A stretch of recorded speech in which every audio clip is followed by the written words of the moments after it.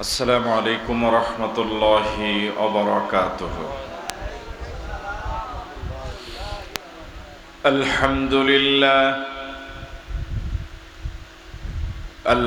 لله نحمده ونستعينه ونستغفره ونؤمن به ونتوكل عليه ونعوذ بالله من شرور أنفسنا ومن سيئات أعمالنا من يهده الله فلا مضل له ومن يضلله فلا هادي له ونشهد أن لا إله إلا الله وحده لا شريك له ونشهد أن سيدنا وحبيبنا وطبيب قلوبنا ومولانا محمدا عبده ورسوله الذي أرسل رسوله بالحق بشيرا ونذيرا وداعيا إلى الله بإذنه وسراجا منيرا فقد قال الله تعالى في كلامه المجيد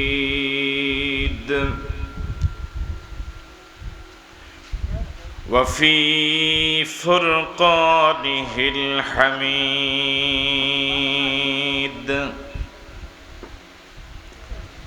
أعوذ بالله من الشيطان الرجيم بسم الله الرحمن الرحيم إن الله وملائكته يصلون على النبي يا أيها الذين آمنوا صلوا عليه وسلموا تسليما محبة الشتى درود إبراهيم بقول اللهم صل على محمد كما صليت على إبراهيم وعلى آل إبراهيم إنك حميد مجيد اللهم بارك على محمد وعلى آل محمد كما باركت على إبراهيم وعلى آل إبراهيم إنك حميد مجيد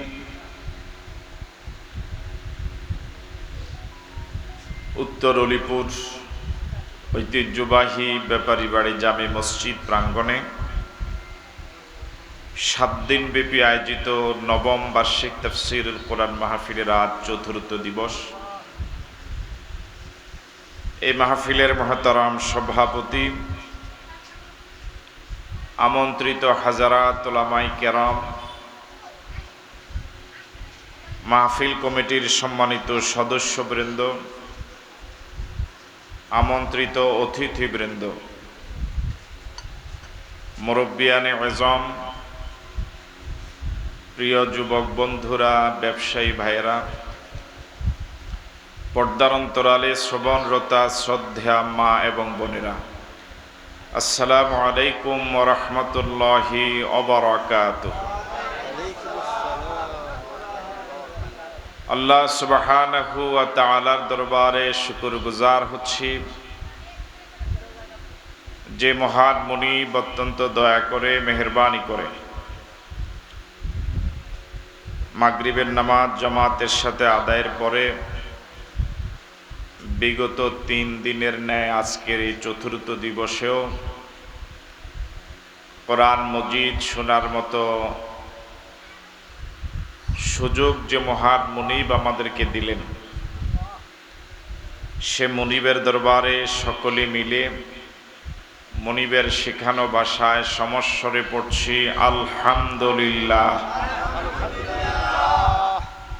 রাসূল করিম সাল্লাল্লাহু আলাইহি ওয়াসাল্লামের প্রতি দরুদ, যিনি আমাদের প্রিয় নবী, সর্বকালের সর্বযুগের সর্বশ্রেষ্ঠ নবী।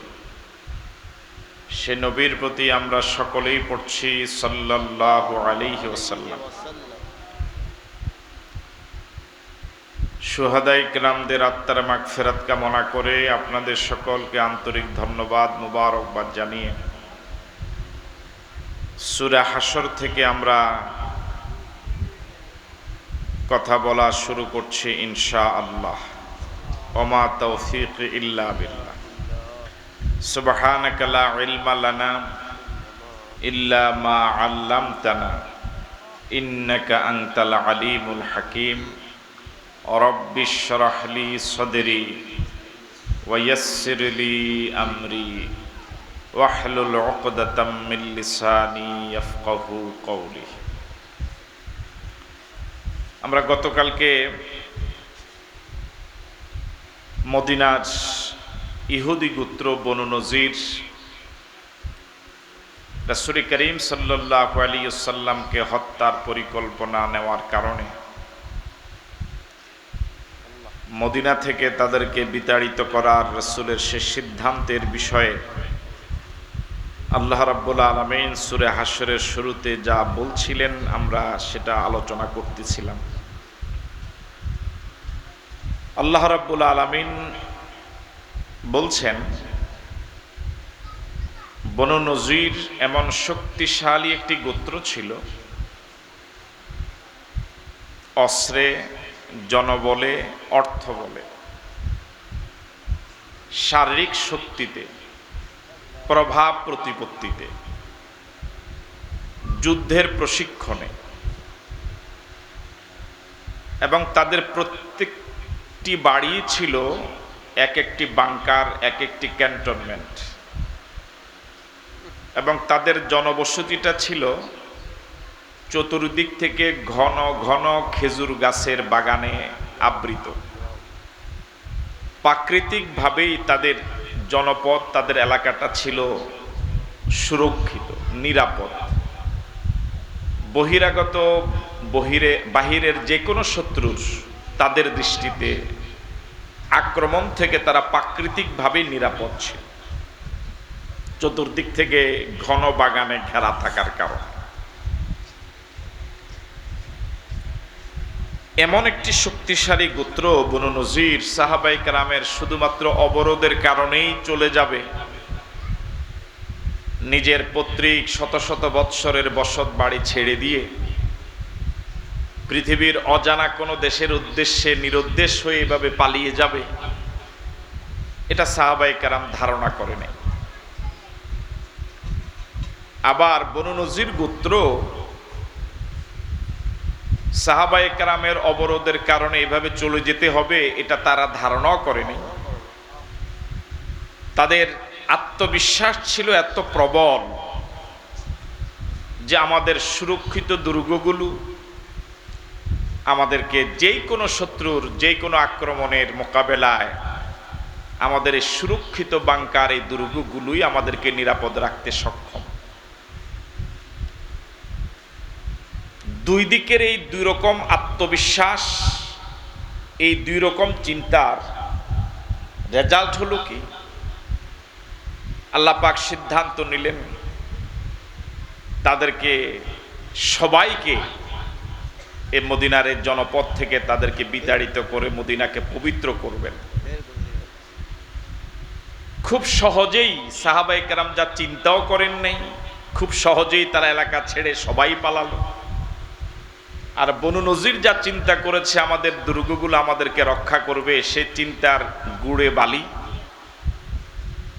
সে চিন্তার অসারতা প্রমাণ করে অল্প সময়ের ব্যবধানে ওই দুর্গগুলো রক্ষা করা তো দূরের কথা, দুর্গগুলো তারা নিজের হাতে নিজে ভেঙ্গে চুরমার করে তারা এখান থেকে চলে গেল। আমরা গতকালকে আপনাদের সাথে নিয়ে এই কথাগুলো বলতেছিলাম, মনে আছে তো আপনাদের? আমরা গতকালকে আলোচনায় বলেছিলাম মূলত পৃথিবীর কোনো শক্তিধর, পৃথিবীর কোনো মানুষের আন্দোলনে কোনো জালেমের পতন হয় না যতক্ষণ না আল্লাহ সিদ্ধান্ত না নেন। আমরা গতকালকে আলোচনার সমাপনীতে বলেছিলাম কোনো জালেম ততক্ষণ পর্যন্ত টিকে থাকতে পারবে না যতক্ষণ না আল্লাহ সিদ্ধান্ত না আসে। আল্লাহ সিদ্ধান্ত যখন আসে তখন আর কোনো জালেম টিকে থাকতে পারে না। আল্লাহ রাব্বুল আলামিন এতটুকু বলে এবার পৃথিবীর অনাগত ভবিষ্যতে কিয়ামত পর্যন্ত যারাই পৃথিবীতে আসবে তাদের জন্য একটি সতর্কবাণী উচ্চারণ করলেন, ফাতাবিরু ইয়া উলিল আবসার, ও চক্ষুষ্মান লোকেরা, তোমরা এই ঘটনা থেকে ইবরত হাসিল করো, শিক্ষা গ্রহণ করো, উপদেশ গ্রহণ করো। সুবহানাল্লাহ। আমাদের মানুষের চরিত্র হলো মানুষ ইতিহাস থেকে শিক্ষা গ্রহণ করে না। আপনারা আছেন মাঠে?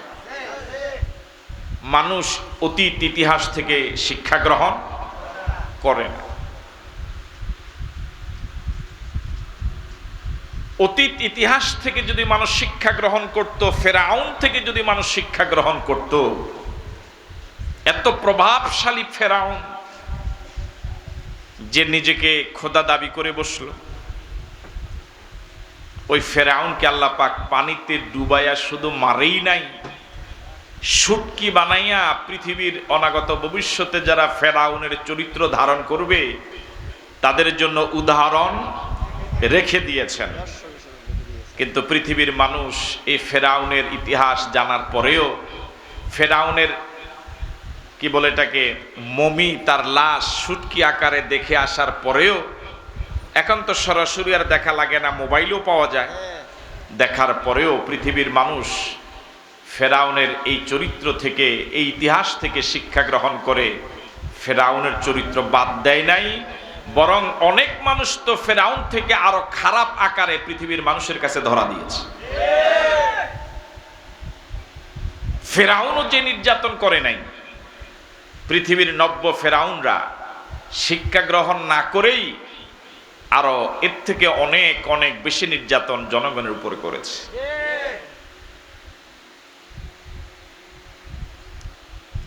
আপনি যখন আপনার স্বচক্ষে দেখবেন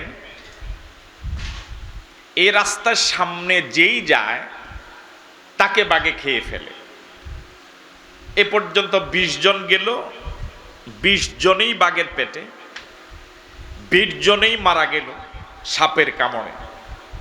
রাসেল এখন কি আর আসেনি? কত গুজব বাংলাদেশে, কত নাটক বাংলাদেশে হলো, হ্যাঁ? এখন 20 জন আপনার সামনে, যেই রাস্তার সামনে গেল 10 হাত দূরে গেল, সে হয় বাঘের পেটে, না হয় রাসেল ভাইপারের পেটে, যেই কোনো কারণে হোক সে মারা যায়। আপনি 21 নাম্বার, আপনি কি সামনে যাবেন? ও যাবে মানে ওই যুবক যাবে, যাবেন? কেন যাবেন না? আপনি দেখছেন আপনার দু চোখে, কেউ বলা লাগে নাই, যে যায় সে মারা যায়। আপনার যদি আকল থাকে, বিবেক বুদ্ধি থাকে, তাহলে আপনি সে পথে যাবেন না। সন্তান যদি শিক্ষা নেয় যে আমার বাবাই বাড়ির মালিক ছিল, তিনি আজ কবরে, আমার দাদা এই জায়গার মালিক ছিল, তিনি আজ কবরে, দাদার আব্বা ছিল এক সময়, তিনিও কবরে, আমি এখন যেই বাড়িতে বসবাস করি, বাড়িতে একসময় আমার দাদার আব্বা ছিল, যার নামও আমার জানা নাই, তিনিও এখন নাই, এরপরে আমার দাদার ছিল, এরপর আমার আব্বার ছিল, কেউই এখন জীবিত নাই, এখন আমি বসবাস করা শুরু করেছি, আমার শিক্ষা গ্রহণ করা দরকার, আমিও এই বাড়িতে চিরদিন থাকবো না। থাকতে পারবো না। এভাবে যদি শিক্ষা গ্রহণ আমরা প্রত্যেকেই করতাম, তাহলে মনে হয় আমাদের অপরাধ কমে যেত, আল্লাহর ইবাদত বেড়ে যেত। আমরা শিক্ষা গ্রহণ না করার কারণে ইবাদত করি মাঝে মাঝে, আর গুনার কাজ করি সিংহভাগ সময়। ঠিক নয় কি?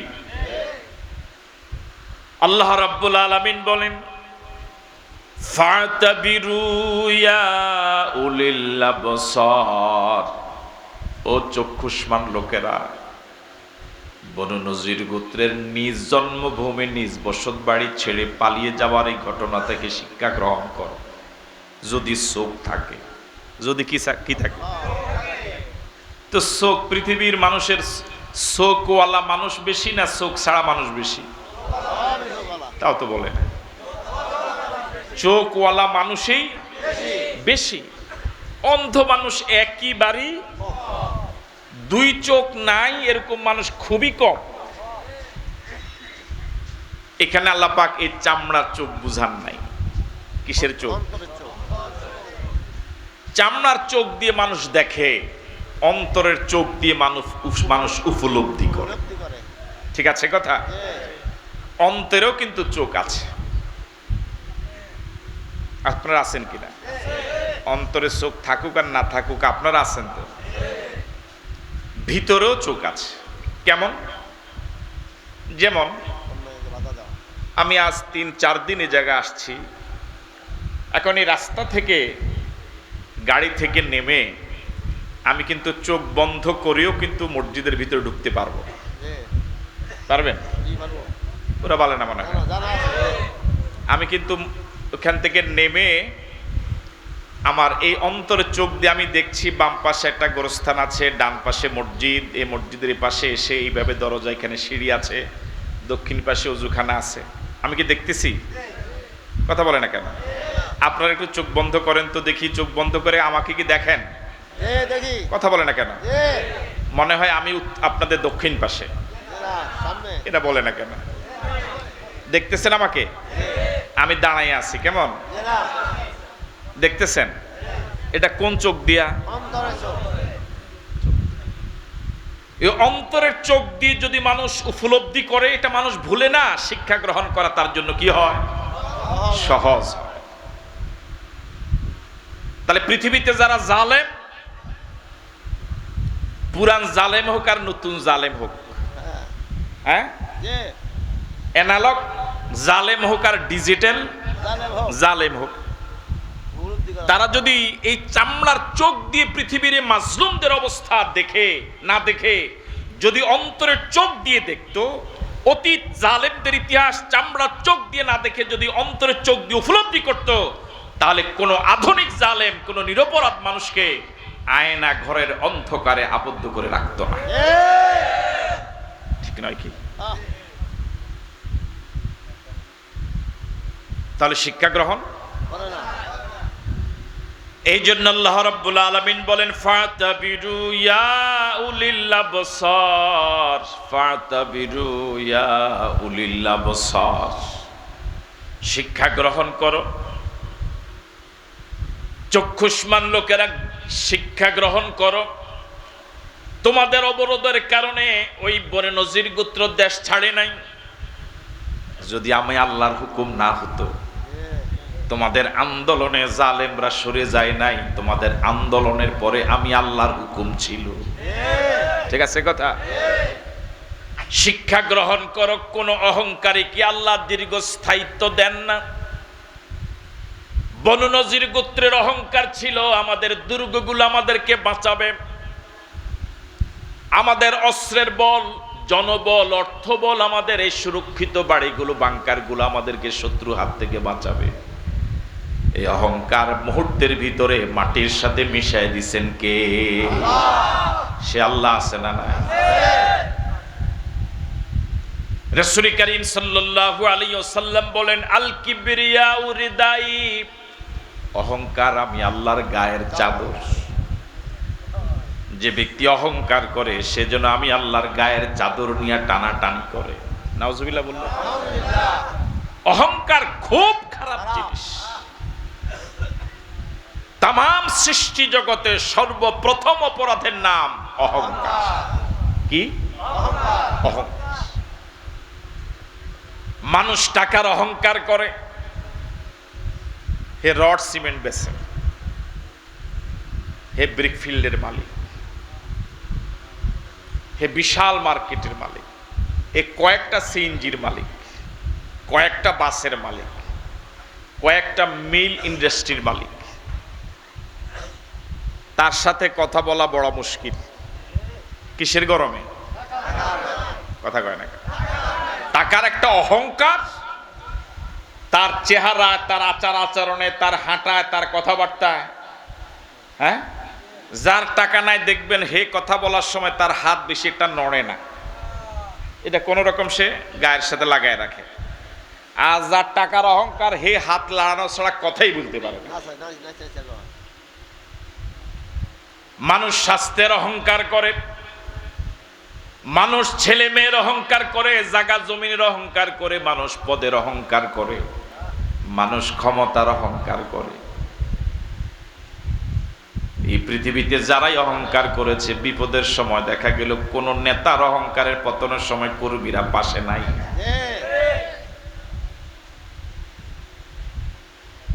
অহংকার পতনের। আল্লাহ তুমি আমাদেরকে নিরহংকার বানায় দাও। আরো জোরে শুনে বলি আমি। আদম আলাইহিস সালামকে আল্লাহ রাব্বুল আলামিন মাটি দিয়া বানালেন। সব ফেরেশতাকে আদেশ করলেন আদমকে সিজদা করো। সব ফেরেশতারা সিজদা করেছে, শুধু একজন করে নাই, আল্লাহর এই আদেশ মানে নাই। নাম কি? জোয়ান না বুড়া? কথা কয় না কেন? আসলে ইবলিস হায়াত একটু কি পায় দেখবেন, বেশি নাডা যেটি এলাকার এটি বেশি তাড়াতাড়ি মরে না, এটি নিয়ে অসুখ বিসুখ করে না। ফেরাউনের জীবনে একদিন সর্দিও হয় নাই। ফেরাউনের একদিন সর্দি কাশিও হয়। ইবলিস বলেছিল খালাকতানি মিন নারিন ওয়াল খালাকতাহু মিন তিন। ও আল্লাহ, কেমন করে এটা সম্ভব? আপনি আমাকে বানালেন আগুন দিয়ে আর আদমকে বানালেন মাটি দিয়ে। আবা ওয়াস্তাকবারা ওয়া কানা মিনাল কাফিরিন। আল্লাহর নির্দেশ মানতে সে অস্বীকার করেছে, ঔদ্ধত্যপূর্ণ আচরণ করেছে, অহংকার করেছে। আল্লাহ তাকে চিরদিনের জন্য অভিশপ্ত বানায় দিলেন। এই জন্য নিজেকে আগে নসিহত করি, আল্লাহ আমাকে তুমি নিরহংকার বানায় দাও। আপনাদেরকেও নসিহত করি, পরামর্শ দেই, আল্লাহ তুমি আমাদের সকলকে নিরহংকারী বানায় দাও। বলি আমিন। আরো জোরে সরে বলি আমিন। আল্লাহ রাব্বুল আলামিন বলেন, ওয়ালাউলা আন কাতাবাল্লাহু আলাইহিমুল জালাআ লা'আযাবাহুম ফিদ দুনিয়া ওয়া লাহুম ফিল আখিরাতি আযাবুন নার। বনু নজিরকে আল্লাহ পাক শাস্তি দিয়েছিলেন, দেশ থেকে কি করে দিয়েছিলেন? কথা কয় না কে গুনে? বের করে দিয়েছিলেন। এটা কি পুরস্কার না শাস্তি? শাস্তি। হ্যাঁ, শাস্তি। যদি লজ্জা থাকে কেউ এই শাস্তি পাওয়ার পর দ্বিতীয়বার আর চেহারা দেখানোর কথা না। আর যখন মানুষের লজ্জা চলে যায়, রাসূল বলেছেন, জি আলহামদুলিল্লাহ, তো বনু নজির গোত্রকে যে আল্লাহ পাক একত্রিত করে নিজের জন্মভূমি ছেড়ে অন্য জায়গায় নিয়ে গেলেন, দেশান্তরিত করলেন, এটা পুরস্কার না শাস্তি? তারা কি সবাই গেছিল না কিছু ছিল? সবাই গেছে, যেতে বাধ্য হয়েছে। আল্লাহ পাক এর পরের আয়াতে বলেন, যদি আমি তাদেরকে দেশান্তরিত করার এই শাস্তি না দিতাম, এরকম নয় যে তারা যে অপরাধ করেছে এই অপরাধের কারণে তাদেরকে আমি এমনি ছেড়ে দিতাম, বিষয়টা এরকম নয়, বরং দেশান্তরিত করার শাস্তি না দিলেও অন্য কোনো না কোনো শাস্তি অবশ্যই দিতাম। আমি কি কথা বুঝতে পারলাম? সব অপরাধকে ক্ষমা করা, আমাদের দেশে কয় সব লইয়া ডং চোখ লইয়া কি নাই, এটা কয়নি আমরা? তারা যে পরিমাণ অপরাধ করেছে, নবীকে হত্যা করার পরিকল্পনা করেছে, ষড়যন্ত্র করেছে, এই অপরাধ ছেড়ে দেওয়ার মতো অপরাধ নয়। এটা শাস্তিযোগ্য অপরাধ না ক্ষমার যোগ্য অপরাধ? আল্লাহ পাক যে শাস্তিটা দিলেন, দেশ থেকে বের করে দিলেন, আল্লাহ পাক বলছেন যদি শাস্তি নাও দিতাম তাহলে অন্য কোনো না কোনো শাস্তি অবশ্যই তাদেরকে দিতাম। এই কথাটা আল্লাহ রাব্বুল আলামিন বলেন, ওয়ালাউলা আন কাতাবাল্লাহু আলাইহিমুল জালাআ। আল জালাআ মানে দেশান্তরিত করা। বনু নজির গোত্রকে যদি আমি দেশান্তরিত করার সিদ্ধান্ত না দিতাম, লাআযাবাহুম ফিদ দুনিয়া, ও পৃথিবীর ইমানদারেরা শোনো, ওই বনু নজিরকে আমি পৃথিবীতে অন্য কোনো না কোনো শাস্তি দিতাম। দেখুন বর্তমান পৃথিবীতে কি সুন্দর মিলে যায়। যারা চলে গেল তারা দেশান্তরিত হয়ে গেল, কিন্তু যারা রয়ে গেল তারা তো আর যাইতে পারে না, তারা কোনো না কোনো মামলার কি হইব, শাস্তি হবে। দেখছেন কি সুন্দর মিলে গেছে। আল্লাহ কেমন সুন্দর মিলেছে। মানে যদি সব গুণ যাইতো কি, তাও আর অন্য শাস্তি পাওয়ার আপাতত কি ছিল না। তাহলে যদি তারা বনু নজির গোত্র যদি সব চলে নাও যাইতো, তাহলে অন্য কোনো না কোনো শাস্তি তা। এখন পৃথিবীর কোন দেশে যদি কিছু যা কিছু থায়, তাহলে যেগুন গেল কি এগুন জ্বালা, জ্বালা বুঝেন তো, দেশান্তরিত করা। আর বাকিদের কোনো না কোনো শাস্তি দুনিয়াতে হবে। আল্লাহ রাব্বুল আলামিন বলেন, ওয়ালাউলা আন কাতাবাল্লাহু আলাইহিমুল জালাআ। ওই বনু নজির গোত্র যে পরিমাণ অপরাধ করেছে, নবীকে হত্যা করার পরিকল্পনার মতো অপরাধ যারা করলো, তাদেরকে যদি আমি দেশান্তরিত করার শাস্তি নাও দিতাম, এই সিদ্ধান্ত যদি নাও দিতাম, এরকম নয় যে তারা আর কোনো প্রকার শাস্তির উপযোগী হতো না, কোনো শাস্তির সম্মুখীন হতো না। বিষয়টা এরকম নয়, আমি ছেড়ে দিতাম না, বরং লাআযাবাহুম ফিদ দুনিয়া, অবশ্যই অবশ্যই দুনিয়াতে কোনো না কোনো বিকল্প শাস্তি অবশ্যই দিতাম। আল্লাহু আকবার। এত অপরাধ তারা করেছে। এখন এত অপরাধ করার পরে যদি কেউ কয় আমার কি দোষ, কেমনটা লাগে মেজাজটা এসব কনসে দেখে। হ্যাঁ, আল্লাহ পাক বলতেছেন যে অপরাধ তুই করছস, এক অপরাধই তো, এই অপরাধ ছাড় দেওয়া যায় না। অপরাধ নবীকে হত্যা করার মতো একটা অপরাধই তো দুনিয়াতে থাকার যোগ্যতাই রাখে না, ঠিক কি না? অপরাধ একটাই তো কি যথেষ্ট। আর এরপরে হাজার হাজার এক বই পরিমাণ অপরাধ করার পরে কয় আর দোষ কিটা। এগুলো কে বুঝাইব? আপনারা বুঝাইন। ওয়ালাহুম ফিল আখিরাতি আযাবুন নার, ওয়ালাহুম ফিল আখিরাতি আযাবুন নার, ওয়ালাহুম ফিল আখিরাতি আযাবুন নার। ও মুসলমানেরা, ইহুদি বনি নজির গোত্র আল্লাহ নবীকে হত্যা করার পরিকল্পনা নিয়েছে। আমি শাস্তি দিয়েছি, দেশান্তরিত করে দিলাম। দেশান্তরিত না করলেও অন্য কোনো শাস্তি অবশ্যই দিতাম। এটা তো দুনিয়ার শাস্তি। পরকালের শাস্তি শোনো, ওয়ালাহুম ফিল আখিরাতি আযাবুন নার। আমি আল্লাহ এই অপরাধীদের জন্য জাহান্নামের আযাব রেডি করে রেখেছি। আল্লাহু আকবার। তখন বুঝবা কত ধানে কত চাল। সেখানে তার হেলোর জোর নাই। দুনিয়াতেই তো এখন আর হেলোর ফোন করলে কেউ ফোন ধরে না, কথা কয় না কেন? আগে যে জায়গায় স্যার বলতে বলতে 1 মিনিটের ফোনে স্যার কইতো 1,500 বার। কয় হাজার? স্যার কইতে কইতে মুখ দিয়া কি বাইরিত। এখন হে ফোনে ধরে না। দুনিয়াতেই তো বিপদে পড়লে কারো সহযোগিতা পাওয়া, দুনিয়াতেই তো হেলোর জোর আজীবন থাকে না, দুনিয়াতেই তো ক্ষমতার জোর আজীবন থাকে না, টাকার গরম আজীবন থাকে না, দুনিয়াতেই তো শরীরের যৌবন কাল আজীবন থাকে না। পরকালে কারো উপকার কেউ কারো পাশেই দাঁড়াবে। ইয়াউমা লা ইয়ানফাউ মালু ওয়ালা বানুন ইল্লা মান আতাল্লাহা বিকলবিন সালিম। আল্লাহ রাব্বুল আলামিন বলেন, হাসরের ময়দানে, কঠিন বিপদের দিনে, পরকালে, লা ইয়ানফাউ মালু ওয়ালা বানুন, দুনিয়ার সহায় সম্পদ, টাকা পয়সা, ছেলে মেয়ে, কর্মীর বল, জনবল, মুরিদের বল, মুসল্লির বল কিচ্ছু কাজে আসবে না। ইল্লা মান আতাল্লাহা বিকলবিন সালিম। আমার ভাইয়েরা, শুধুমাত্র যে ব্যক্তি ঈমানওয়ালা কলব নিয়া, প্রশান্তিযুক্ত কলব নিয়া, ইমানদার হয়ে আল্লাহর কাছে হাজিরা দিতে পেরেছে, সে নাজাত পেয়ে যাবে। কেউ কারো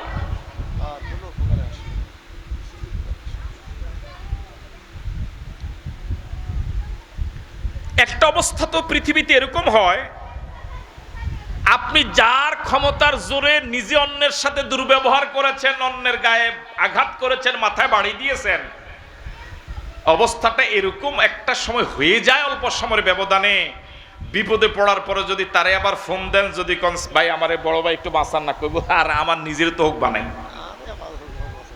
তুই তো মোটামুটি বাড়িতে থাকতে পারস, আমি তো বাড়িতে নাই। কথা বুঝেন? যালিকা বিআন্নাহুম শাক্কুল্লাহ ওয়া রাসূলাহু। এখন প্রশ্ন হতে পারে, এত কঠিন আযাব আল্লাহ তাদেরকে কেন দিলেন? বনু নজির গোত্রকে এমন কঠিন শাস্তি কেন দিলেন? নিজের বাড়ি তো থাকতে। আচ্ছা, যদি এরকম হইতো কানাদরি 100 বার উঠব, হ্যাঁ, 100টা বেত, 10,000 টাকা জরিমানা, 10 বছর জেল, বিষয়টা তো এরকম না। একেবারে ঘর বাড়ি জায়গা জমিন সব সাইরা, এটা ব্যতিক্রমী শাস্তি না? কঠিন শাস্তি না? এখন প্রশ্ন হতে পারে যে নবীর হত্যা করার এই পরিকল্পনা নিল, বাস্তবায়ন তো করে নাই, এই কঠিন শাস্তিটা আল্লাহ কেন দিলেন? আল্লাহ জবাব দিচ্ছেন, যালিকা, ওই বনু নজির গোত্রকে নিজের বসত বাড়ি ছেড়ে দেওয়ার এই সিদ্ধান্তটা আল্লাহ এই জন্যই দিলেন, এই কঠিন শাস্তিটা এই জন্য দিলেন, বিআন্নাহুম শাক্কুল্লাহ ওয়া রাসূলাহ, তারা ছোটখাটো কোনো অপরাধ করে নাই, তারা স্বয়ং আল্লাহ এবং রাসূলের বিরোধিতা করেছে, সরাসরি আল্লাহ এবং রাসূলের সাথে যুদ্ধ ঘোষণা করেছে, আল্লাহ এবং রাসূলের সাথে হাত ধরেছে। এটা ছোট অপরাধ নয়। আমি কি কথা বুঝতে পারলাম আপনাদের? একজন অপরাধীকে আপনি শাস্তি দেন, এটার এক অবস্থা, আর একটা নিরপরাধ মানুষ অপরাধ করে নাই, আপনি নাটক সাজাইয়া তাকে অপরাধী বানাইয়া, মিথ্যা সাক্ষী বানাইয়া তাকে দুনিয়া থেকে বিদায় করে দিলেন, এটা কি ক্ষমার অযোগ্য অপরাধ?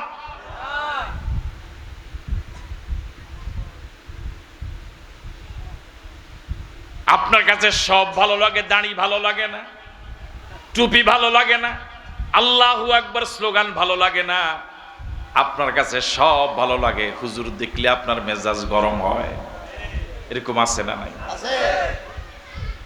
কি অবাক করা কথা! একটা মসজিদে বসে কোরআন হাদিস আলোচনা করবে 10-15 জন, এটাও জঙ্গি, গোপন বৈঠক। পৃথিবীর দ্বিতীয় বৃহত্তম মুসলিম দেশ বাংলাদেশে এক জায়গায় বসে কোরআন হাদিস আলোচনা করবে, পড়বে, একটা মাহফিল করবে, তাও কি করা লাগে? অনুমতি নেওয়া লাগে। মাহফিল করবে, ওনার কাছে যাওয়া লাগে, ওনার কাছে যাওয়া লাগে, আবার উনি কইবে যে আমার নাম 3 নম্বরে দিস, হে কইবে যে এর নাম দিস, আর কি একটা, এটা কি কইবেন আপনাকে আঞ্চলিক ভাষা কর না, কি অবাক করা। অপরাধ শুধু দুনিয়ার এই মানবতার সাথে করো নাই, এর অপরাধ করেছে স্বয়ং আল্লাহর সাথে, নবীর সাথে, কোরআন হাদিসের সাথে।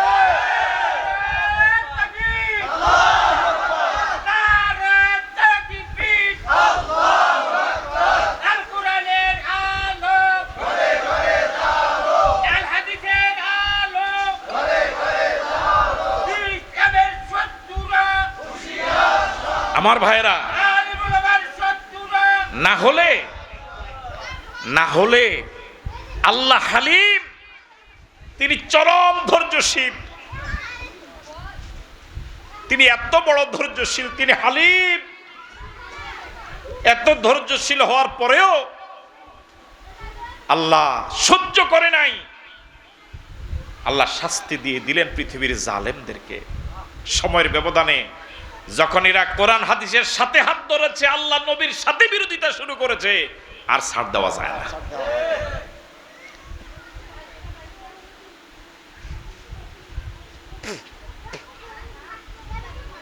যালিকা বিআন্নাহুম শাক্কুল্লাহ ওয়া রাসূলাহ।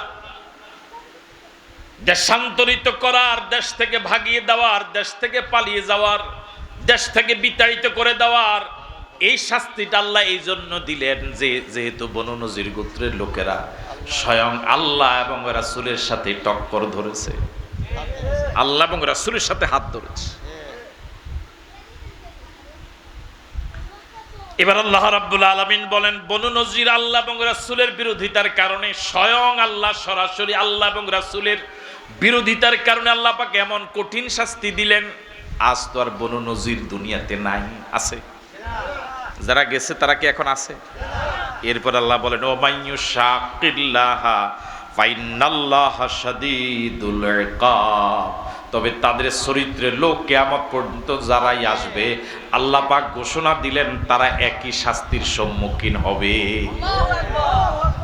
ভবিষ্যতে আল্লাহ পাক বলে দিলেন, যারাই তাদের মতো এরকম গাদ্দারি করবে, কোরআন হাদিসের সাথে, আল্লাহ নবীর সাথে, আলেম ওলামা পীর মাশায়েখ বুজুর্গের সাথে, ইসলামী আইন বিধানের সাথে, ইসলামী আন্দোলনের সাথে, ইসলামী রাজনীতির সাথে যারা এরকম গাদ্দারি করবে, ফাইন্নাল্লাহা শাদীদুল ইকাব, আল্লাহ পাক আজ হোক কাল হোক কঠিন শাস্তি দিবেন। বিশ্বাস হয়েছে আপনাদের? আল্লাহ যে আছে বিশ্বাস হয়? আল্লাহ তো এটা বহু আগে কয়ে গেছে যে পৃথিবীতে কিয়ামত পর্যন্ত যারাই বনু নজির গোত্রের মতো এরকম আল্লাহ এবং রাসূলের বিরোধিতা করবে, সরাসরি এরকম ষড়যন্ত্র করবে, একটা দিন এরকম যায় নাই যে দিন ওলামায়ে কেরাম, হক্কানি পীর মাশায়েখ, কোরআন সুন্নাহ ইসলামী আন্দোলন ষড়যন্ত্র থেকে একটু মুক্ত ছিল। একটা দিন যায় নাই।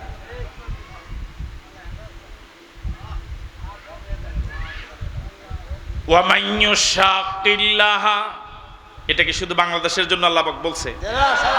সারা পৃথিবীর যেই কোনো দেশে, ওয়া মাইয়ু শাকিল্লাহা, যেই হোক, সে যেই হোক, যেই দলেরই হোক, যেই দেশেরই হোক, যে বয়সেরই হোক, যে ভাষার হোক, যেই আল্লাহ এবং রাসূলের সাথে বিরোধিতা করবে, ফাইন্নাল্লাহা শাদীদুল ইকাব, আল্লাহ কঠিন শাস্তি দিবে।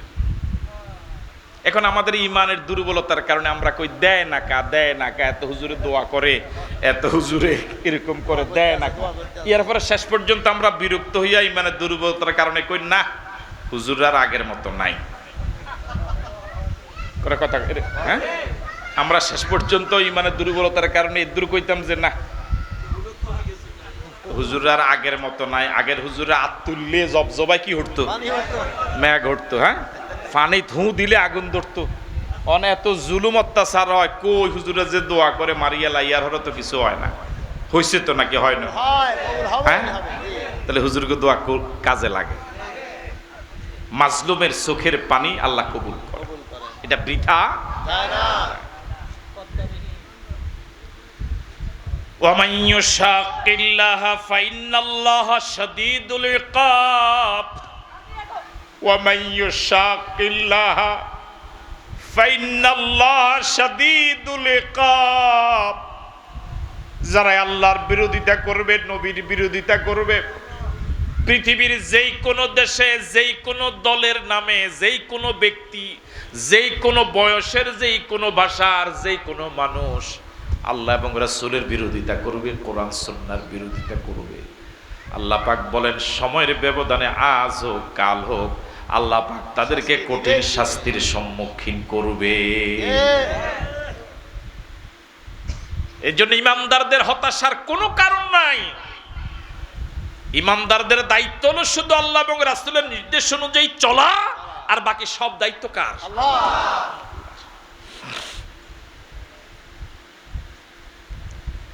মা কাতাতুম মিন লিনাতিন আও তারাকতুমুহা কাইমাতান আলা উসুলিহা ফাবিইজনিল্লাহ ওয়ালিয়ুখজিয়াল ফাসিকিন।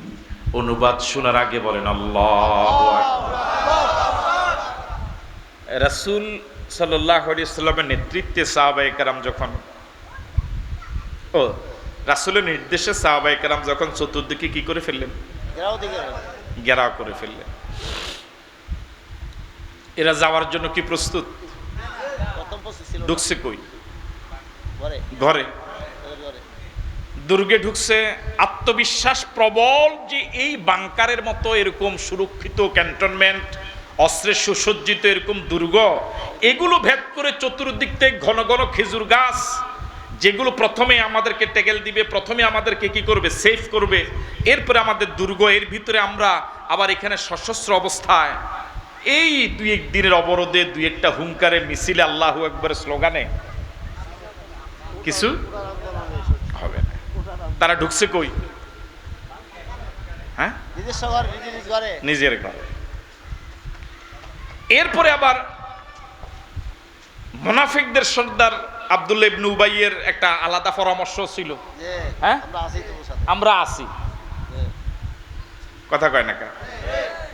এখন যারা কইছে আসি হেরা রাখতেও চায় না, যারা কইছে আসি এটা রাখতেও চায়।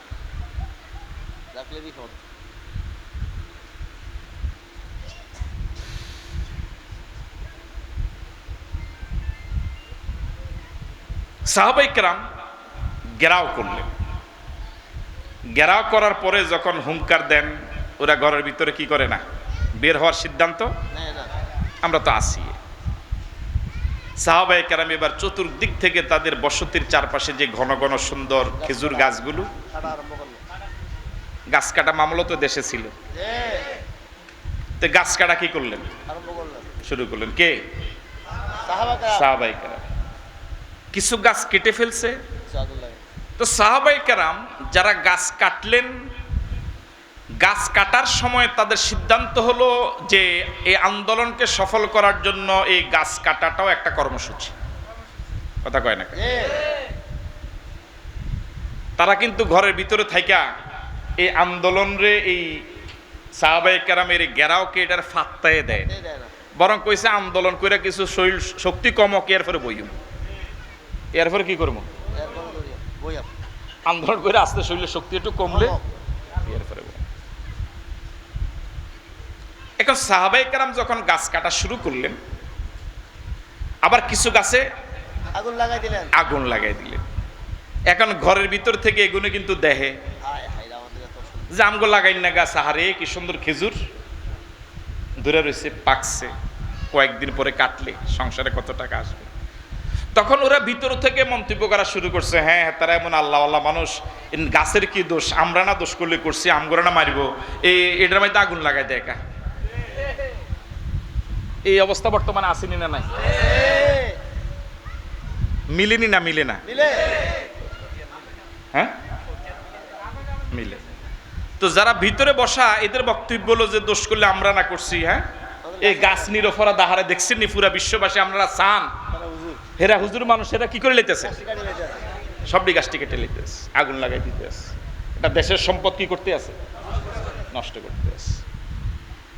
আবার সাহাবায়ে কেরামের আরেক দল, ওনারা গাছ কাটলেন না, সাহাবায়ে কেরামের ভিতরে দুইটা মত হয়ে গেল। এক দল গাছ কাটা শুরু করলেন, আগুন লাগিয়ে দিলেন। এদের এই গাছ কাটার ব্যাপারে আবার ভিতরে যারা ইহুদি, তারা আবার এটা মন্তব্য করলো যে গাছের কাটা কি হচ্ছে না, ঠিক। কিন্তু সাহাবায়ে কেরামের আরেকটা দল, ওনারা চিন্তা করলেন যে গাছটা না কাটলে মনে ভালো, যেহেতু এই এলাকা বিজয় হলে গাছটির মালিক তো আমরাই হয়ে যাবে, কথা বুঝেন নাই? আমরা যখন এই এলাকা কি করবো, বিজয় অর্জন করবো, তাহলে গনিমত হিসেবে তো এলাকাটা মুসলমানদের, সুতরাং গাছটি না কাটলে মনে হয় ভালো হয়। তাহলে মত কয়টা হইল? দুইটা। একদল গাছ কাটাকে বৈধ মনে করলেন, এটাকে আন্দোলনের কর্মসূচি মনে করলেন, এটাই একমাত্র ইফেক্টিভ কর্মসূচি মনে করলেন। আর সাহাবায়ে কেরামের আরেকটা গ্রুপ মনে করলেন যেহেতু বিজয় অর্জন হলে এই গাছগুলোর মালিক আমরাই হব, না কাটলেই মনে হয় ভালো। এখন যুদ্ধ শেষে আল্লাহ পাকে আয়াত যখন নাজিল করলেন, আল্লাহ পাক সাহাবায়ে কেরামের দোনো দলের দোনো চিন্তাকে বৈধ ঘোষণা দিলেন। যারা গাছ কাটছে এটাও আল্লাহর অনুমোদিত, যারা গাছ কাটে না আল্লাহ কয় তোমগো চিন্তা ঠিক আছে, দোনোটা কি বৈধ। এই আল্লাহ পাক এটা বলে, মা কাতাতুম মিন লিনাতিন তোমরা যে খেজুর গাছ কাটছো, তাহলে গাছ কাটার কথা সূরাতে আছে, আছে ঠিক আছে নি কথা? এ, মা কাতাতুম মিন লিনাতিন, যে গাছগুলো তোমরা কেটেছো, আও তারাকতুমুহা, এবং যে গাছগুলো তোমরা কাটো নাই, ছেড়ে দিয়েছো, রেখে দিয়েছো, কায়মাতান আলা উসুলিহা, গাছের কাণ্ডের উপরে। গাছের এটার কি কয়? ডাল না, গাছের পুরা গাছটারে কি কয় এটারে?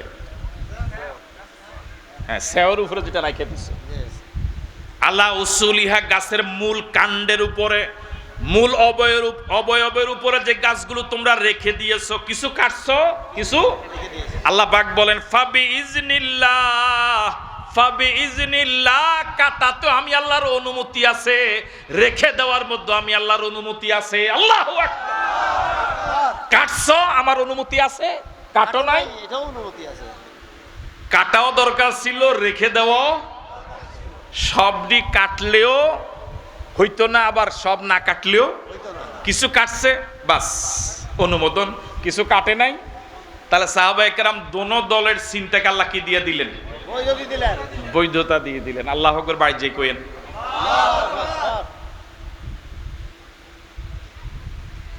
আবার শুনেন, আল্লাহ রাব্বুল আলামিন বলেন মা কাতাতুম মিন লিনাতিন, ও ইমানদারেরা, তোমরা ওই ইহুদি বনু নজির গোত্রের যে গাছগুলো কেটেছো, আও তারাকতুমুহা কায়মাতান আলা উসুলিহা, যে গাছগুলো কাটো নাই, রেখে দিয়েছো তাদের মূল অবয়বে, ফাবি ইজনিল্লাহ, সবটাই আল্লাহর অনুমতিতে।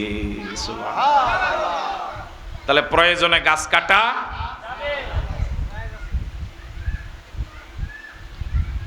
আল্লাহ পাক এটা কেন করলেন?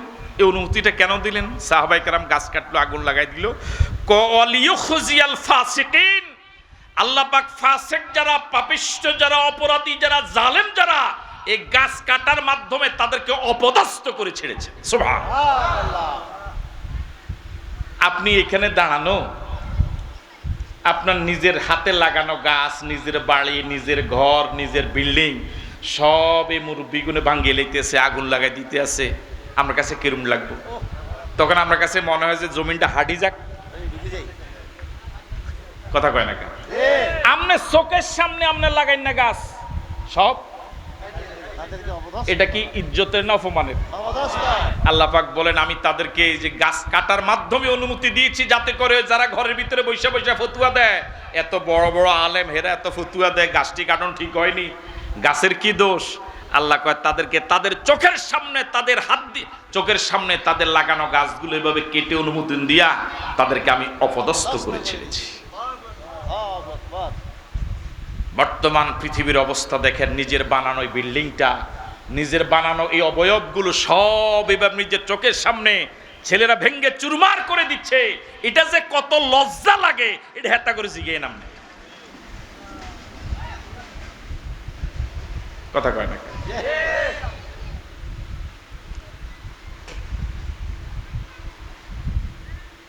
আমার ভাইয়েরা, ওয়ালিয়াখুজিয়াল ফাসিকিন, আল্লাহ রাব্বুল আলামিন ওই ইহুদি বনু নজির গোত্রের চোখের সামনে তাদের গাছগুলো কাটার অনুমতি দিয়া সাহাবায়ে কেরাম যে গাছগুলো কাটলেন, আল্লাহ পাক এর মাধ্যমে ওই ফাসিকদেরকে অপমানিত করলেন, অপদস্থ করলেন, চরম লজ্জিত হয়ে গেল। আমাদের এই প্রিয় জন্মভূমি বাংলাদেশ, এই দেশে হাজার বছর ধরে এদেশে ধর্ম বর্ণ নির্বিশেষে সকল ধর্মের মানুষ একসাথে শান্তিতে বসবাসের হাজার বছরের ঐতিহ্য আছে, আছে না নাই? আছে পার্শ্ববর্তী দেশে মুসলমানরা যত নিরাপদ নয়, আল্লাহর মেহেরবানি আমাদের দেশে বিধর্মীর এর থেকে অনেক অনেক বেশি নিরাপদ। ইসলাম কোন বিধর্মীর গায়ে হাত তোলার অনুমতি দেয় না। ইসলাম কারোর সাথে দুর্ব্যবহার করার অনুমতি দেয় নাই। এই জন্য এই হাজার বছরের ঐতিহ্য যাতে করে কোনো দুষ্কৃতিকারী এটাকে ধ্বংস করতে না পারে, এই জন্য প্রত্যেকে সজাগ থাকা লাগবে। আপনার এলাকায়, আমার এলাকায়, আমার দেশে, আমার প্রিয় জন্মভূমি বাংলাদেশে হাজার বছরের ঐতিহ্যে লালিত সোনার বাংলাদেশে যত অন্য ধর্মের ভাইয়েরা আছে ওদেরকে আশ্বস্ত করা দরকার, ওদেরকে এরকম নিরাপদ থাকার জন্য আশ্বস্ত করা দরকার যে আপনার উপরে কোনো অত্যাচার হবে না, আমরা ইনশাল্লাহ আপনার পাশে থাকবো। আমি কি কথা বুঝাতে পারলাম? আমার সম্পদ আমার কাছে যেরকম আমানত, আপনার সম্পদ আমার কাছে এরকম আমানত। এদেশে অন্য ধর্মদেরকে সংখ্যালঘু বলার সুযোগ নাই। যেই বাংলাদেশে জন্মগ্রহণ করেছে, যেই ধর্মেরই হোক, সে বাংলাদেশের গর্বিত নাগরিক। সে বাংলাদেশের সংবিধান অনুযায়ী একজন মানুষ হিসেবে সকল অধিকার পাওয়ার সে হকদার। সুতরাং এখানে সংখ্যালঘু, সংখ্যা গুরু এরকম বলার কোনো সুযোগ নেই। আমরা সবাই বাংলাদেশী, আমরা সবাই নাগরিক অধিকার পাওয়ার হকদার। আল্লাহ পাক আমাদের প্রিয় বাংলাদেশকে সকলে মিলেমিশে এই দেশটাকে আবর্জনা মুক্ত করে, সংস্কার করে এই দেশটাকে সোনালী একটি বাংলাদেশ, সোনার বাংলাদেশ উপহার দেওয়ার তৌফিক দান করুক বলি আমিন। আরো জোরে সরে বলি আমিন।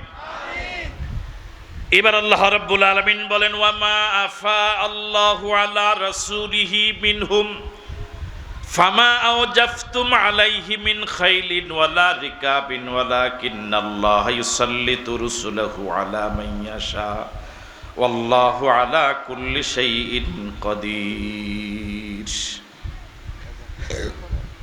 বনু নজির গোত্র এলাকা ছেড়ে পালালো।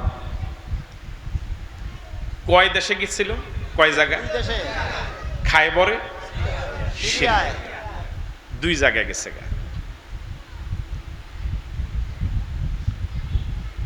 আসলে যখন বিপদ আসে তখন কিন্তু তারা নিজেরা এক থায় না। এই জন্য হিজার দোষ দেয়, আমি তো এরকম মামলা দিতাম চাইছিলাম না, তুই না আমার দিয়া মামলা দেয়। হ্যাঁ, আমি কইছিলাম এরকম অত্যাচার করিস না, অন দেহস না কি বিপদে, তারা আবার কি হয়ে যায়। না হলে তারা এক জায়গায় আসিল, এ দেশ থেকে যখন বাইর করে দিছে তারা এক জায়গায় না যাইব। তারা কয় জায়গায় গেছে গা?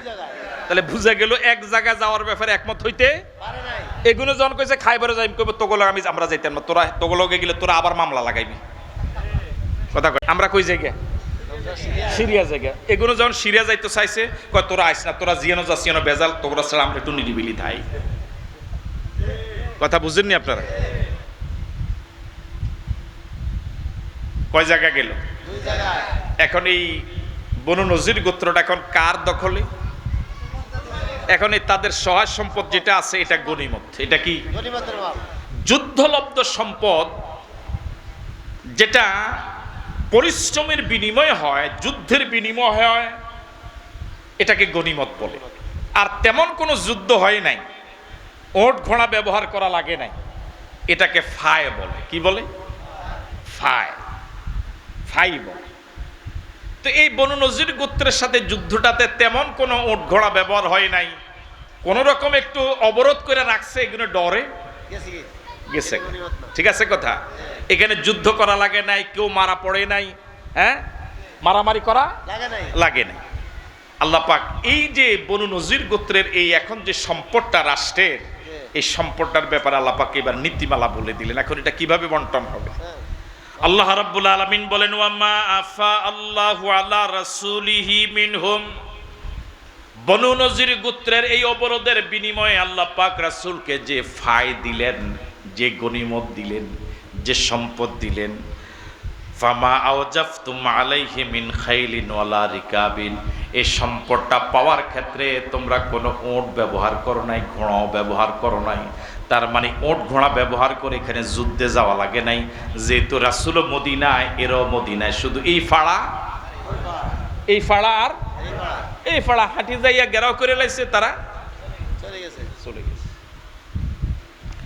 আল্লাহ পাক বলেন, ফামা আওজাফতুম আলাইহি মিন খাইলিন, এই বনু নজির গোত্রের সম্পদ তোমাদের আয়ত্তে আসার জন্য তোমরা কোনো ঘোড়া ব্যবহার করা লাগে নাই, ওয়ালা রিকাবিন, কোনো উট ব্যবহার করা লাগে নাই, কোনো ঘোড়া ব্যবহার করা লাগে নাই, বরং ওয়ালাকিন্নাল্লাহা ইউসাল্লিতু রুসুলাহু আলা মান ইয়াশা, বরং আল্লাহ রাব্বুল আলামিন তার রাসূলকে তাদের উপরে যাকে ইচ্ছা তার উপরে তিনি বিজয় দান করেন।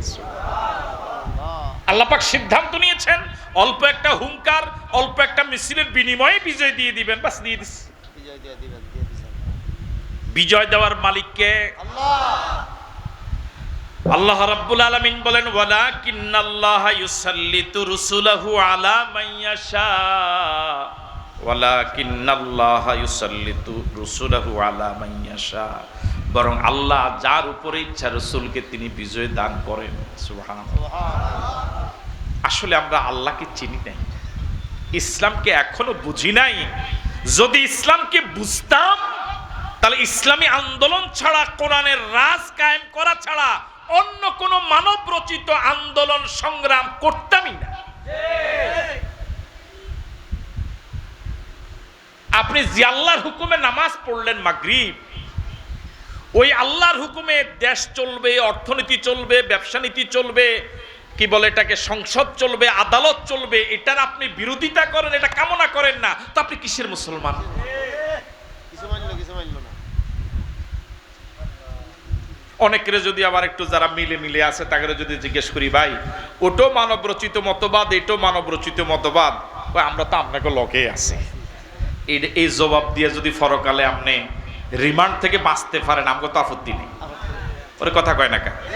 আপনি যদি এই জবাব দিয়া যে আমরা তো আপনাকে লগে আসিলাম, এই জবাব দিয়া যদি ফরকালে আপনি সারতে পারেন, তাহলে এখানে তো কার কোনো আপত্তি নাই।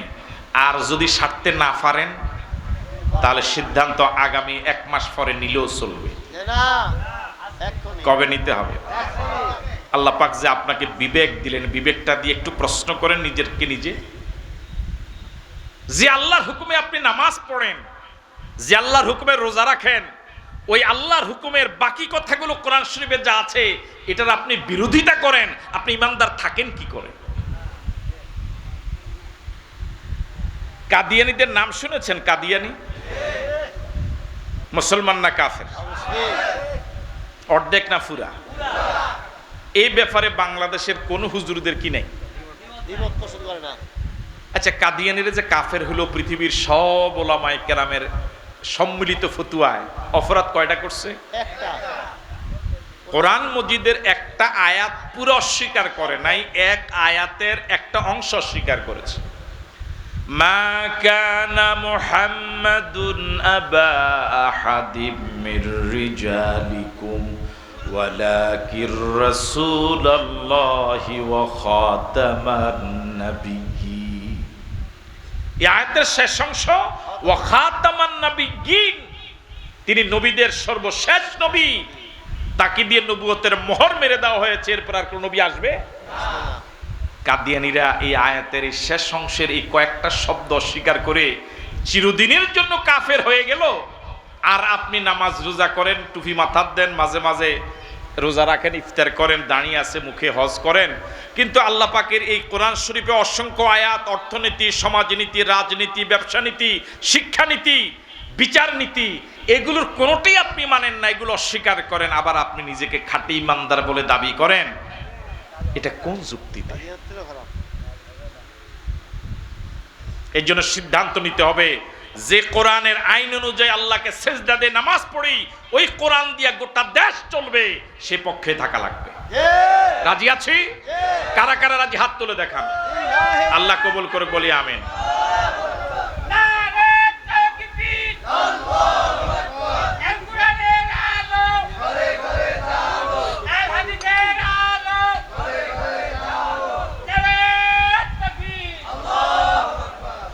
ওয়ালাকিন্নাল্লাহা ইউসাল্লিতু রুসুলাহু আলা মান ইয়াশা ওয়ালাকিন্নাল্লাহা ইউসাল্লিতু রুসুলাহু আলা মান ইয়াশা।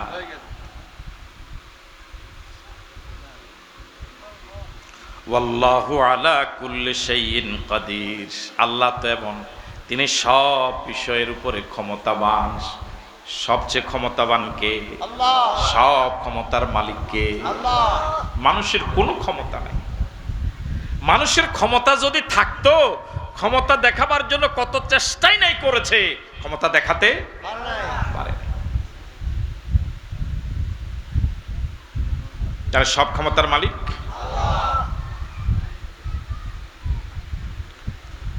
ওয়াল্লাহু আলা কুল্লি শাইইন কাদির। এবার আল্লাহ রাব্বুল আলামিন বলেন মা আফা আল্লাহু আলা রাসূলিহি মিন আহলিল কোরআন।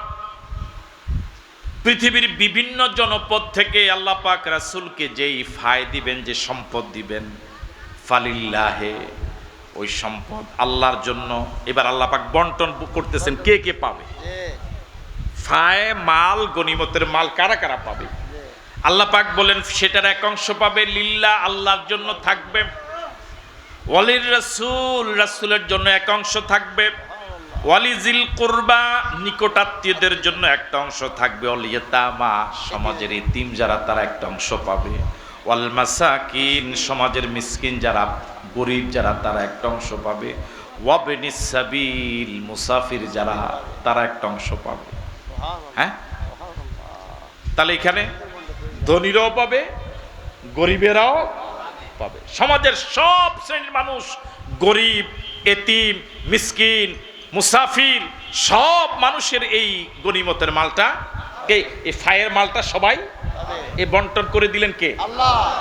আল্লাহ পাক বলেন এই বন্টনটা আমি কেন করলাম? কাইলা ইয়াকুনা দুলাতান বাইনাল আগনিয়াই মিনকুম, আমি এই বন্টন নীতিমালাটা এই জন্যই করলাম, কাইলা ইয়াকুনা দুলাতান বাইনাল আগনিয়াই মিনকুম, যাতে করে সম্পদটা শুধু ধনীদের ভিতরেই না ঘুরে। আল্লাহু আকবার বলবেন। এখন তো সুদ ভিত্তিক অর্থ ব্যবস্থার কারণে ধনী দিন দিন ধনী, গরিব দিন দিন গরিব। আমি কি কথা বুঝতে পারলাম? কিন্তু যাকাত ভিত্তিক অর্থ ব্যবস্থার কারণে ধনী আঙ্গুল ফুলে কলা গাছ হওয়ার কোনো সম্ভাবনা নাই, গরিব দিন দিন না খেয়ে দুর্ভিক্ষে মরা যাওয়ার কোনো সম্ভাবনা নাই। ইসলামী অর্থনীতির মূল কথাটাই এটা, এই আয়াতের অংশটা। কায়লা ইয়াকুনা দুলাতান বাইনাল আগনিয়াই মিনকুম, আগনিয়া গনির জমা, ধনীর জমা, বহু বচন, যাতে করে সম্পদটা শুধু ধনীদের মাঝেই না ঘুরে, ধনীদের মাঝেই না ঘুরে, গরিবের জন্য পায়। যাকাত ভিত্তিক অর্থ ব্যবস্থার, সুদ ভিত্তিক অর্থ ব্যবস্থার মূল পার্থক্যটা অন্যতম এটা। যাকাতের মূল কথা হলো ধনীদের কাছ থেকে নেও, গরিবরে দাও। তাহলে ব্যালেন্স হইল কি হইল না? বুঝেন নাই মনে হয়। আর সুদের মূল কথা হলো গরিব তুন নেও, ধনীরে। তাহলে এই ব্যবস্থায় ধনী দিন দিন গরিব হবে না আরো ধনী হবে? আর গরিব দিন দিন গরিব হবে। তাহলে এই সম্পদটা সবার মাঝে কি হইল না?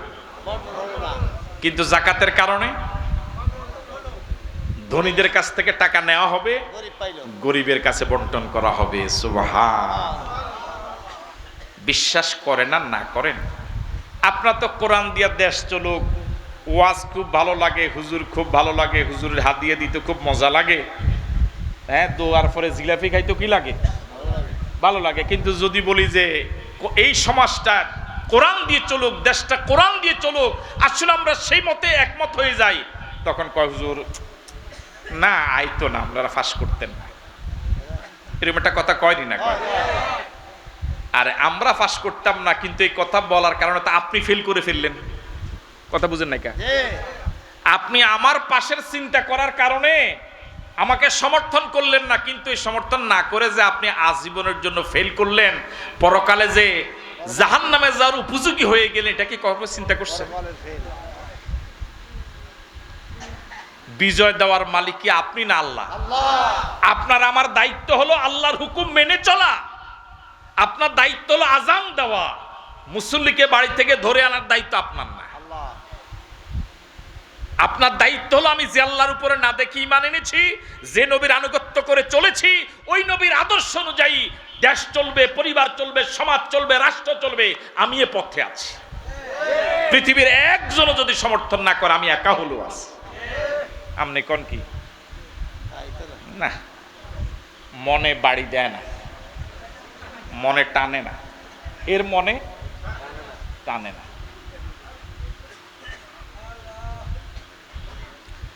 শুধুমাত্র আমাদের বাংলাদেশে ইসলামের একটা বিধান যদি জারি হতো, শুধু যাকাত, শুধু কি শুধু যাকাত যদি চালু হতো, প্রত্যেকটা আইনেরই আলাদা আলাদা সুফল।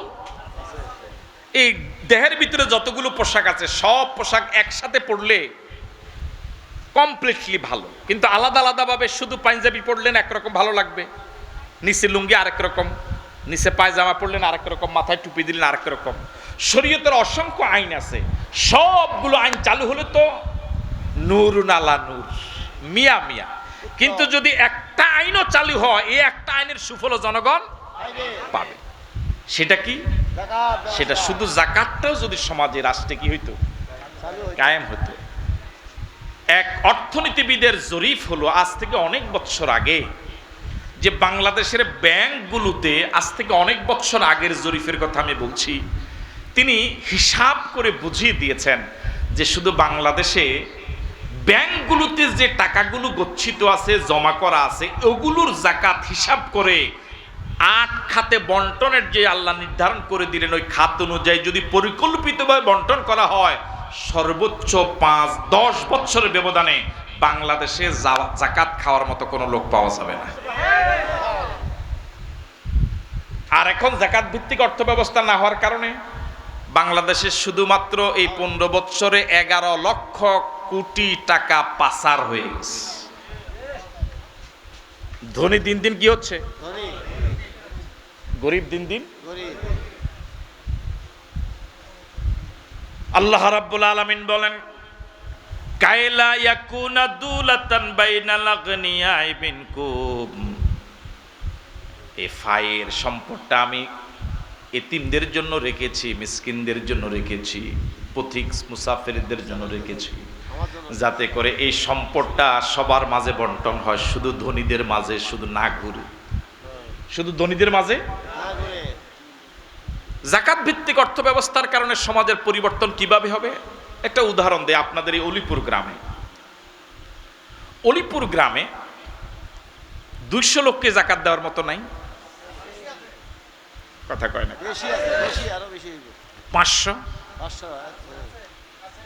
500 লোক যদি যাকাত দেওয়ার মতো হয়, যদি একজনের 10,000 টাকা করে যাকাত আসে, তাহলে 10,000-এ 500 দিয়ে পূরণ দেন, তাহলে কয় কোটি হয়? এই টাকাটা যদি অলিপুর গ্রামে, আমার মনে হয় 2000-এর বেশি যাকাত খাওয়ার মতো লোক হবেন। হ্যাঁ, কথা বলেন না, 2000-ই ধরেন। তাহলে ওই টাকাটা দিয়া যদি প্রথমে এই 2000 মানুষকে যদি আপনি 10 ভাগে বিভক্ত করেন, তাহলে প্রতি বছর কয়জন পড়ে? 200 জন। 200 না? এই 200 জনকে পরিকল্পিতভাবে যদি বেশি গরিব যারা এই বছর এই 200 জনকে ওই 1 কোটি টাকা, ওই 2 কোটি টাকা যেটা যাকাত থেকে আসলো, তাকে একটা গরু কিনে দেন, একটা ছাগল কিনে দেন, একটা রিক্সা কিনে দেন, একটা সিএনজি কিনে দেন, একটু জায়গা নিয়ে দেন। এভাবে যদি এই বছর এই 200 জনকে, এর পরে বছর এই 200 জনকে, এভাবে 10 বছর পরিকল্পিতভাবে যদি যাকাতের টাকাটা বন্টন করা হয়, 10 বছর পরে কি এই লোকটা যাকে আপনি 5 লাখ টাকা দিয়ে একটা সিএনজি কিনে দিলেন, 2 লাখ টাকা দিয়ে আপনার ঘর দরজা একটু মেরামত করে দিলেন, 2 বছর পরে কি সে যাকাত নেওয়ার জন্য আপনার ঘরে আসবে? কথা বলেন, আসবে? কিন্তু এখন আপনি যাকাতের জন্য কি দেন? একটা লুঙ্গি, একটা কাপড়, যেটা 6 মাসও করতে পারে। কথা সঠিক না ভুল? আল্লাহ আমাদেরকে ইসলামের সঠিক বুঝ দান করুক, বলি আমিন। আরো জোরে সরে বলি আমিন। আল্লাহ রাব্বুল আলামিন এবার বলেন, ওয়ামা আতাকুমুর রাসূলু ফাখুযুহু ওয়ামা নাহাকুম আনহু ফান্তাহু। এটা ইসলামের মূল কথা। রাসূল যা দেন সেটাই গ্রহণ করো, রাসূল যেটা দেন না সেটার জন্য লালায়িত। আল্লাহ পাক এখানে শুধু খাত বলেছেন, মিসকিনকে দাও, পথিকরে দাও, হ্যাঁ, এতিমরে দাও, কিন্তু কে কত অংশ পাবে এটা কি করেন নাই, এটা রাসূলের উপর ছেড়ে দিয়েছেন। রাসূল যেভাবে বন্টন করে বাস অতভাবে নিবা, অতিরিক্ত পাওয়ার জন্য কি করবা না, লালায়িত। এই জন্য আল্লাহ রাব্বুল আলামিন বলেন, মা তাকুমুর রাসূলু ফাখুযুহু, তোমাদের রাসূল যা দেয় সেটাই তোমরা গ্রহণ করো, ওয়ামা নাহাকুম আনহু ফান্তাহু, রাসূল যেটা দেয় না সেটা থেকে বিরত থাকো, পাওয়ার জন্য লালায়িত হইও না। ওয়াত্তাকুল্লাহ, আল্লাহকেই ভয় করো, ইন্নাল্লাহা শাদীদুল ইকাব, নিশ্চয় আল্লাহকে যদি ভয় না করো, ওই বনু নজির গোত্র যেভাবে শাস্তির সম্মুখীন হয়েছে, তোমরা এরকম শাস্তির সম্মুখীন। আল্লাহ আমাদেরকে আল্লাহর শাস্তি থেকে নিরাপদে থাকার তৌফিক দান করুন বলি আমিন। আজ এ পর্যন্তই। এখন আজান হবে, যাদের উজু নাই উজু করে আসেন। ওমা তৌফিক ইল্লা বিল্লাহ। আসসালামু আলাইকুম ওয়া রাহমাতুল্লাহ।